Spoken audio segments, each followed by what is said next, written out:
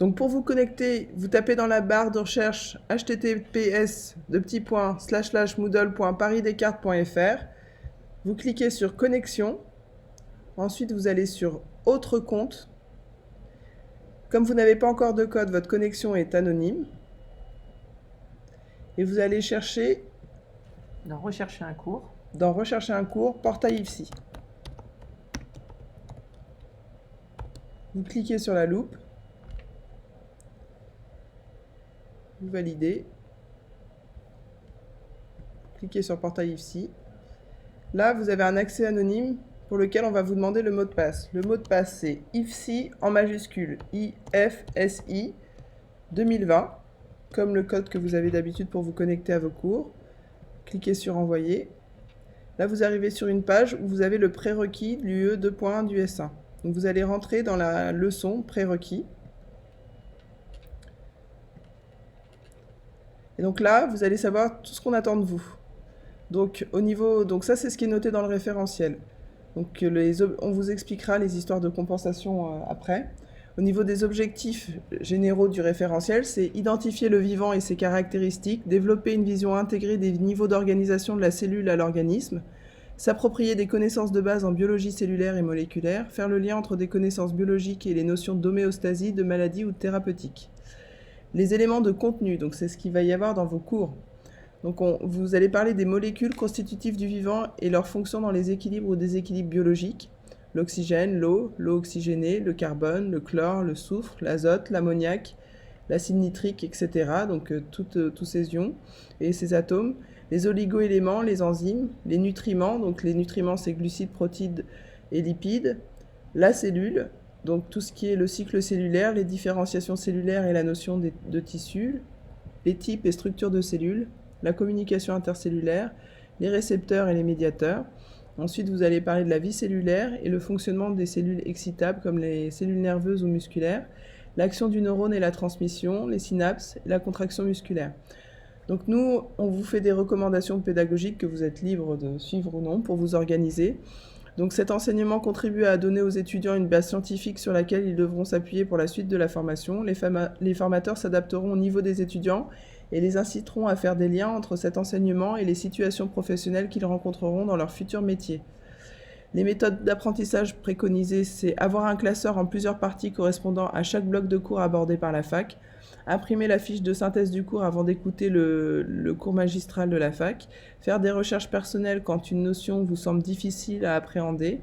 Donc vous pouvez aller voir des vidéos interactives sur YouTube, un certain nombre de ressources qui sont à disposition dans la leçon, faire les différents TD mises à disposition en ligne et travailler régulièrement en planifiant les moments de révision sur son agenda. Et ça par rapport à la date finale d'évaluation. Donc maintenant, on va aller voir le projet de l'UE. Donc le projet de l'UE, cette UE concerne en fait un ECTS. Elle est compensable avec l'UE 2.2 du semestre 1, donc ce qui correspond aux grandes fonctions. Donc qui se déroule en même temps. Vous avez à peu près, en termes de planning, vous avez les deux UE qui commencent en faculté quasi simultanément, puisqu'il y a des liens très proches entre les deux, d'où la compensation de ces deux UE. Donc cet enseignement est très important dans le sens où effectivement il n'y a qu'un ECTS, mais il faut y faire très attention puisque c'est la base de votre métier. La biologie fondamentale est vraiment la base de la profession infirmière. Elle vous servira au quotidien, tout le temps, et notamment dans les situations d'urgence. Donc nous vous invitons vraiment à prendre soin de pratiquer sur cette biologie fondamentale et ne pas juste valider avec un seul ECTS. Il y a un lien direct avec la compétence 4 qui est mettre en œuvre des actions à visée diagnostique et thérapeutique, puisque en fonction des résultats de laboratoire que vous allez recevoir d'un patient, effectivement des thérapeutiques seront mises en place par le médecin et prescrits. Donc je ne vais pas reprendre les objectifs parce que Rachel les a pris. Les spécifiques, je vais juste vous décrire les objectifs spécifiques. Donc c'est décrire le cycle cellulaire et établir un lien avec les anomalies cellulaires, notamment avec la cancérologie, définir les différents niveaux d'organisation de l'organisme, du plus grand au plus petit, définir les grandes classes de molécules constitutives du vivant, leur rôle et faire le lien avec certaines pathologies, décrire les différentes étapes de la différenciation cellulaire à partir de l'exemple de l'hématopoïèse, citer les différents substrats énergétiques de la cellule et décrire les processus de mise en réserve de l'énergie dans différents contextes physiologiques ou pathologiques. Donc là, ça fera le lien avec beaucoup d'UE. Vous avez la 2.7, la 2.8, La 2-9, c'est des UE que vous aurez sur les 3 ans, hein, donc c'est pas que sur la première année, mais la biologie est vraiment la base de toutes ces autres UE qui vont compléter cette biologie fondamentale, cette 2-1 de biologie fondamentale. Décrire le fonctionnement d'une synapse et établir le lien avec l'action de certains médicaments. Décrire la structure de la matière. Décrire la structure et les propriétés des enzymes. Savoir légender certains schémas relatifs à la biologie cellulaire. Donc on va attendre de vous que vous soyez capable de connaître la cellule, la division cellulaire, les neurones, les synapses. Et citer les résultats biologiques usuels et en repérer les anomalies, c'est-à-dire mettre en pratique ce que vous avez rencontré dans vos stages et après, par la suite, en tant que professionnel de santé. Donc, concernant les cours magistraux, donc vous avez des blocs de cours magistraux. Donc, le premier bloc concerne les molécules du vivant, où vous allez retrouver les atomes, les molécules et les ions, ainsi que les minéraux et les oligo-éléments. Dans le bloc numéro 2, vous allez retrouver les gaz du sang, les molécules organiques, les glucides, les lipides, les protides, nutriments, vitamines et enzymes. Dans le bloc numéro 3, vous allez retrouver le cycle cellulaire, mitose et méiose, cellules, membranes et notions de récepteurs. Le bloc numéro 4, structure et anatomie d'un gène, génome, expression des gènes, réplication, transcription, traduction. Le bloc numéro 5, introduction au métabolisme et respiration cellulaire, ainsi que les notions de tissu, épithélium conjonctif, musculaire et nerveux. Pourquoi ces blocs? C'est parce que certains cours magistraux sont effectivement en lien les uns avec les autres, d'où le fait qu'on ait créé des blocs pour vous faciliter l'acquisition des cours magistraux et la visualisation de ceux-ci. Suite à ça, vous avez un prérequis que vous pouvez faire dès maintenant, puisqu'on va vous le mettre en ligne dès aujourd'hui, pour savoir où vous en êtes, individuellement de vos connaissances, et pour pouvoir effectivement approfondir les connaissances en fonction de là où vous avez des difficultés. Et ça fera un bon exercice aussi par rapport à l'évaluation aussi. Suite à ça, vous aurez des TD qui sont en lien direct avec les cours magistraux. Il y en a 3 qui sont en présentiel. Donc, c'est les éléments constitutifs du vivant pour le premier.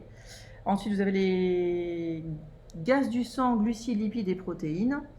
Et anatomie du gène, cycle cellulaire, cellules, membranes et notions de récepteurs. Donc, si vous regardez bien, ça fait lien direct avec les cours magistraux.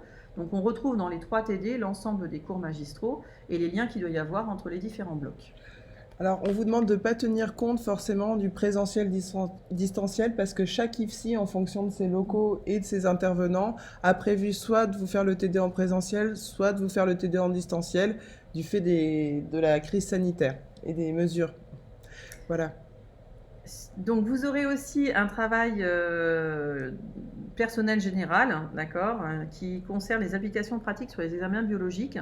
Que l'on vous a donné dans le kit, déjà envoyé ou imprimé, ça dépend aussi des IFSI. Soit vous le faites avant le stage, soit vous le faites après. Ça dépend aussi de l'organisation des IFSI.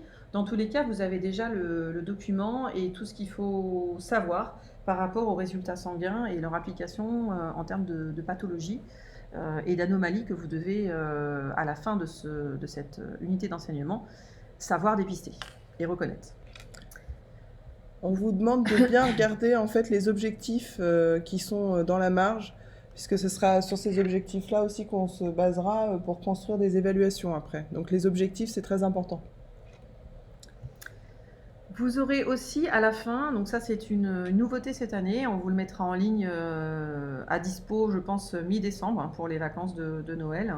Un quiz de révision, donc mobilisation de connaissances, d'accord, où on vous reprendra un peu l'ensemble des enseignements que vous avez pu avoir en termes de QCU et QCM afin de vous préparer à l'évaluation qui aura lieu en janvier. Vous avez en plus de ça un accès aux médecins, donc qui sont référents de cette unité d'enseignement.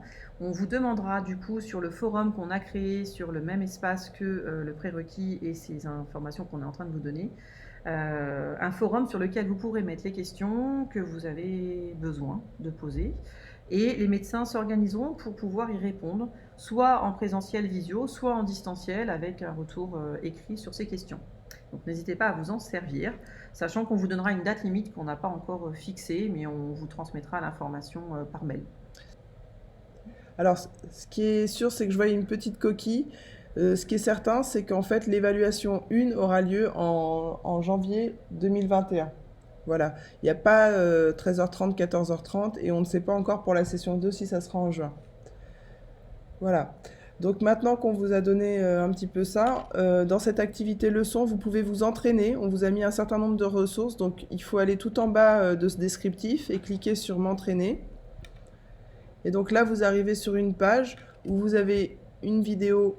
Bon, savez-vous que Voilà. toute la matière qui nous entoure, Déjà qu'il mise, c'est s'agisse de pas matière sorti. vivante, les arbres, Sur l'atome, donc qui est très intéressante. Et ensuite, vous pouvez tester vos connaissances avec des quiz. Donc vous allez voir cette activité leçon vous fait faire tous vos prérequis.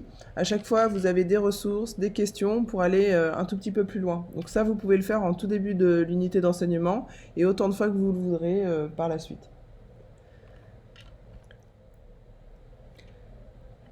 Alors, une autre chose qu'on voulait vous dire avec ma collègue, c'est qu'on vous a créé un forum. Donc, c'est pour pouvoir poser des questions sur l'unité d'enseignement, puisque les médecins ont à cœur de répondre à vos questions, surtout que là, les cours sont à distance. Donc, utilisez ce forum pour les poser et on fera remonter ces questions aux médecins qui vous feront un retour qui sera planifié. Voilà, on vous remercie, on vous souhaite bon courage sur cette unité d'enseignement et à bientôt. On espère que vous aurez tous les renseignements nécessaires et n'hésitez pas à nous contacter si jamais vous avez des difficultés ou vos référents de 2.1 sur votre IPSI qui nous feront remonter les difficultés. Bon courage!